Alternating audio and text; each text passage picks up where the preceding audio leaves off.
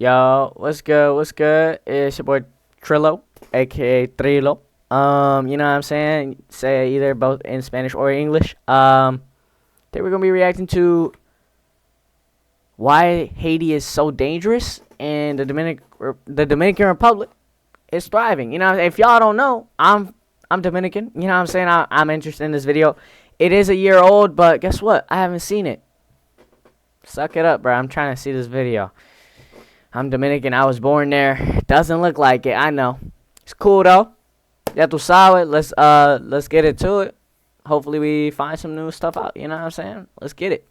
You could say that Haiti has been an unlucky country in recent decades. I agree. But while some luck is involved, the current state of Haiti can be tracked back to the long, incredibly sad history of how the country got its start. But what's perhaps more remarkable in all of this is that Haiti shares its island with the Dominican Republic. They do. An otherwise pretty safe, wealthy, and stable country. I agree. Here's why Haiti is in such a bad state, and the Dominican Republic is actually pretty good. Okay. Welcome to Geography by Jeff.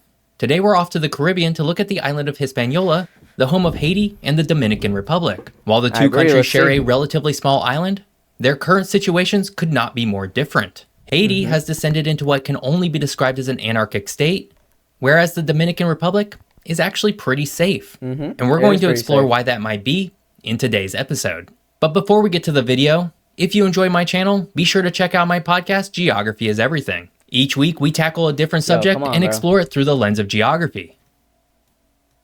New episodes premiere every Wednesday, and you can listen right here on YouTube, Substack, or whatever app you use to listen to podcasts. Okay.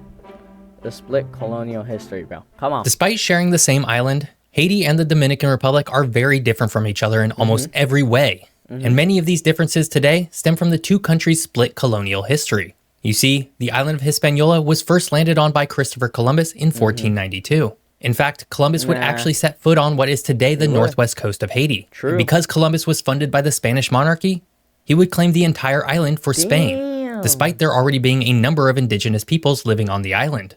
Despite being claimed by Spain, the Spanish colonial efforts would never really focus on the island of Hispaniola. Instead, Spain would treat it more as a backwater outpost to resupply Spain's more lucrative colonies in Central and South America. And because of this, a smaller, unofficial French outpost would take up on the western half of the island, which Spain had largely ignored. After French colonizers had success growing tobacco on their side of the island, many more French settlers began moving in, creating conflict with the Spanish who claimed the island to be theirs. In 1697, as part of the Treaty of Ryswyk, which ended the 9 Years' War in Europe, Hispaniola was officially split between France on the western part of the island and Spain on the east. From this point on, the two halves of Hispaniola would drift farther. Wait, I did not know that. What the hell? That's crazy. I actually didn't know that. And farther apart. You see, in the early 1700s, France was a far wealthier colonizer than Spain. And because of this, France imported hundreds of thousands of slaves to the island of Hispaniola over the course of just a few decades. By 1788, Haiti's population consisted of about 25,000 French citizens, 22,000 free multiracial peoples, and over 700,000 slaves. By contrast, 700,000 slaves, bro.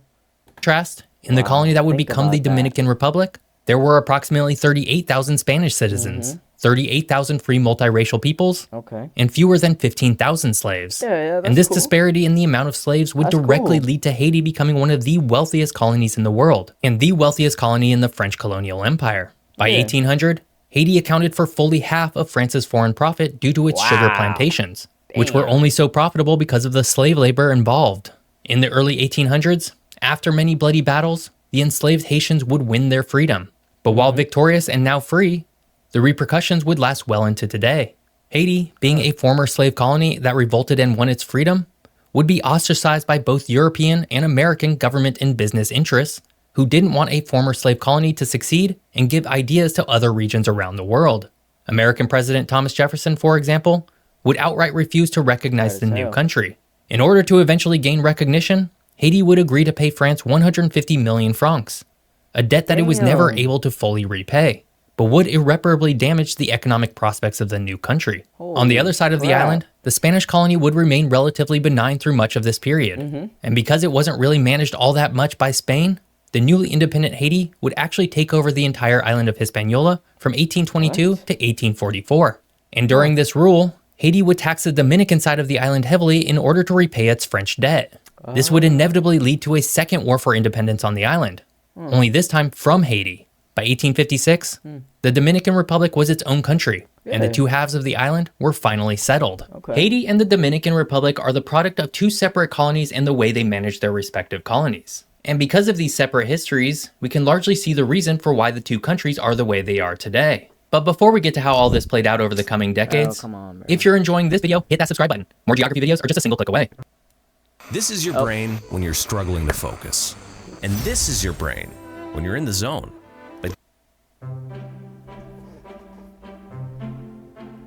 While much of what we're talking about in this video has to do with history and politics, it can't be understated that the two countries are not the same in terms of geography, despite sharing a singular island. And this has played into the already stark differences between the two. You see, Haiti exists on the western side of the island, and the Dominican Republic is on the eastern side. And separating the two is a series. Look. I lived on this island, right? So I didn't know about this. Like, I went to school there, but like I didn't go to school for that long. Let me know if y'all want me to do a story time on my life so far. You know what I'm saying? Because I'm only like, you know what I'm saying? I'm only like 32, so I ain't trying to, try and do all that. But let me know for sure. Series of mountain ranges that effectively split the country in half geographically. On the eastern Dominican side, storms blow in from the east, bringing rain and precipitation. Bro, that sucks, bro. The storms over there suck. To create lush and verdant tropical forests. But because of the mountain range, Haiti exists in somewhat of a rain shadow wherein much of that rain and precipitation doesn't actually make it over to them. This means that Haiti is actually quite dry relative to its island neighbor. And this has had a huge detrimental effect on the land itself. When it was a French slave colony, France embarked on a massive deforestation plan in order to ship lumber back on the very slave ships that brought over Africans. And because Haiti is much drier, it simply hasn't been able to regrow its forests in the same way that the Dominican side can. At the same time, Haiti is the unlucky home of the Trilo fault, which caused numerous large earthquakes during the mid-1800s and was the cause of the 2010 and 2021 earthquakes that struck the major population centers of Haiti. The Dominican Republic does host its own fault, but that specific fault has been much less active. I lived in Santo Domingo. Runs through a region of the Dominican Republic that has far fewer people. There's no single event that you can point to as to why Haiti has devolved into such a mess today. Unfortunately, it really has been a consistent and oddly well-timed number of natural and human-made catastrophes that have been building to this point. In the early 1900s, due to owing great sums of money to France, Germany, and the United States, the country was ill-equipped to provide basic services to its citizens. And because of this, frequent rebellions and governmental coups would occur. So much so that the United States, in order to protect its business interests, would occupy Haiti beginning in 1915 under a quasi-military dictatorship. And while the US occupation would bring infrastructure and a centralized form of government to the city of Port-au-Prince, it would do so using forced labor by Haitians. The US would eventually leave in 1934, but that would just set off a series of ruthless dictatorships. Then, in 2010, the country was struck by a 7.0 earthquake near Port-au-Prince. Yo, I lived through a 7.0 earthquake before. That shit is scary. Everything's shaking. Let me know if you definitely let me know if you've gone through an earthquake before. It doesn't have to be 7.0. Just tell me your experience, for real. Because of wild mismanagement by previous rulers, the country was ill-prepared to deal with such a large earthquake.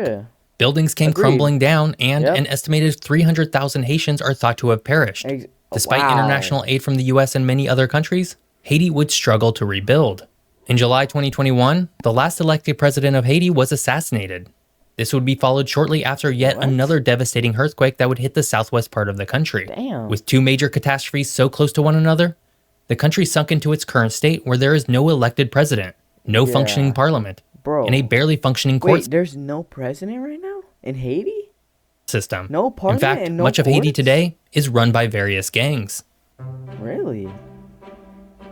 Haiti and the Dominican Republic today. Today, the two countries really couldn't be more different from each other in terms of stability and wealth. And while the Dominican Republic has had its own dealings with dictatorships in the past, its end result has been much different. The Dominican Republic has been able to diversify its economy and bring in a lot more money than its neighbor. As of 2022, the Dominican Republic had a GDP of about $255 billion. Meanwhile, Haiti had a GDP of about $34 billion. That's an incredible difference. That is an incredible And while you difference. might think that it's due to the population of each, it really isn't. No. Again, as of 2022, the Dominican Republic was home to approximately 10.7 million people, and Haiti was home to 11.3 million people. Wow. By most economic measures, the two countries should have a fairly similar GDP. But Haiti has never been able to cobble together a functioning government in the same way that the Dominican Republic has. And this has led to new economies.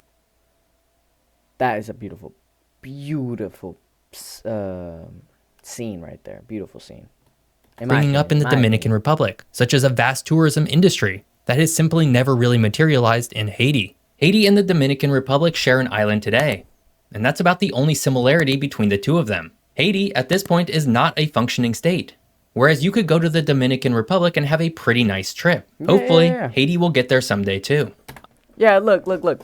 I want to explain something real quick, because some people don't I don't know how to explain it. Some people think that the Dominican Republic is a bad place to vacation and shit like that. Nah. Especially prove that by this video. It's not, bruh. Just go. It's not. It's amazing, and just make sure you know what you're doing. You know what I'm saying? If you go, don't be scared. Because you're most likely going, if you're going as a tourist, you're most likely going to Punta Cana. And Punta Cana is great. You know what I'm saying? I've been to Punta Cana myself. It's amazing. It's beautiful, full of life. You know what I'm saying? It's a lot, and it's great. You're going to get your money's worth for sure. You're most likely, you might visit a resort or just stay at a beach. You know what I mean? Whatever you decide to do, it's still going to be great. You just got to book that trip for sure. Book that trip for sure. That's really what you got to do. That's the only thing you're not doing is not booking the trip. But anyways, though, that video was lit. I'm gonna catch you on the next one, man.